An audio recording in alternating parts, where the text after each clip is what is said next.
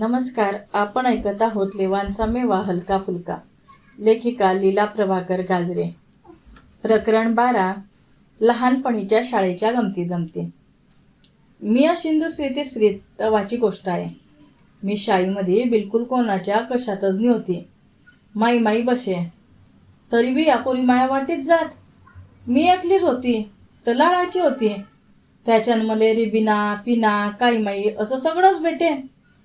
ते काही या पोरीले सहन ना होये. मी रोज घरी लढत ये. अशानं माई आई बी गैरी किद्री गेलती. मग एके दिवशी तिनं भाकरीची टोपली उचलली आणि शेतात जात होती. तवशी मी आली घरी लढत. आई व मला या पोरी गैऱ्या त्रास देता. माया रिबिना बी सोडी घेता. मग मी घरी लढत येते.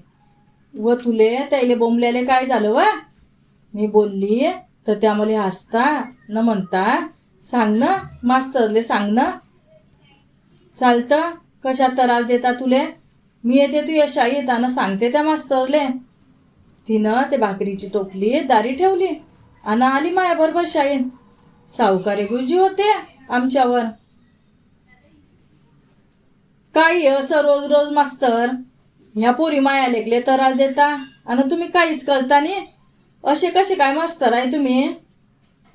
काय झालं? मला तर काहीच माहीत नाही. काय झालं लीलाबाई? सांगता तू काय झालं ते? गुरुजी ते कमली अन सुमी मले मालता बी अन माया रिबिना बी सोडी घेता अन मले म्हणता तू गुरुजीले नाव सांगशील तर पाय मग, म्हणून मी तुम्हाला सांगत नाही. बरं मी पाहतो कोण पोरी आहे त्या. सांगता मला द्यायचे नाव. मग मी बेहात त्या पोरीकडे बोट दाखवलं. मास्तरनं त्या पोरीले उभं केलं. उठा उभ्या राहा. तुम्ही न हिच्या खोया काढल्या ना काव पोरी हो? खरं सांगा नाही तर मी चांगलाच मारीन. बोला पटापट. नाही गुरुजी आम्ही काहीच नाही केलं.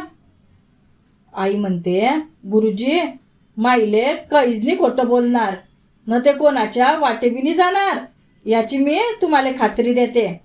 तिच्यानं भुजेल पापड मुळत नाही तर ते कोणाच्या वाटे कशाला जाईल? ह्या पोरी खोटं बोलताय. गुरुजीनं पट्टी आणली मारायले आणि म्हणाले हात पुढे करा. आई म्हणाले गुरुजी ते पट्टी अशी आडवी चपटी नको मारा. अशी उभी धरा आणि हातावर बी मारा आणि अशी यायच्या भांगात मारा की यायच्या डोक्याचे 2 भाग होतील. झालं. पोरी गैऱ्याच घाबरल्या. पटापट खरं सांगी दिल्या. रिबिना बी काढी दिल्या त्यानं खिशातल्या. खाली मान घाली सण उभ्या राहिल्या. मग माई काय गुपचूप बसी.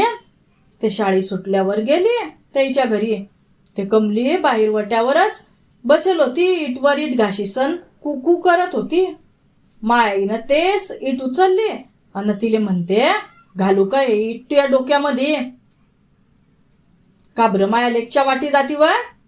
तवशी तिचा बाप आला ना घरातून आणि म्हणाला काय झालं व जानके? काबर कल्ला करती आहे? काय नाही रे नाना हे तू इले काय ना आणि ते सुमी आहे ना ते माया लेकले त्रास देता. ते रोजच घरी लढत येते. आता बी वावरात ना मला जाऊनी दिलं. मी शाळेत गेलती. असं का? मंगन घाले किट तिच्या डोक्यात मायाकडून बी आणखीन. काव बरी असं करता का? मी सांगतो तिले चांगलं. जाय तू आता वावरात. तसंच सुमीच्या घरी बी गेली. तिची माय बी तसंच म्हणाली. तेव्हापासून माया कोणी वाटेच ना जाय अशी होती मी लहानपणी. पण एक गोट ध्यानात आली का? अगोदरचे मायबाप आपल्या लेकराले पाठीशी ना घालत. असं करते का? मार चांगली इले असं म्हणत. आताचे मायबाप लेकराची चूक असली की झगड्यालेच जाता. माया लेकानं असं केलंच नाही म्हणता. म्हणून ही आताची पिढी बिघडली. धन्यवाद.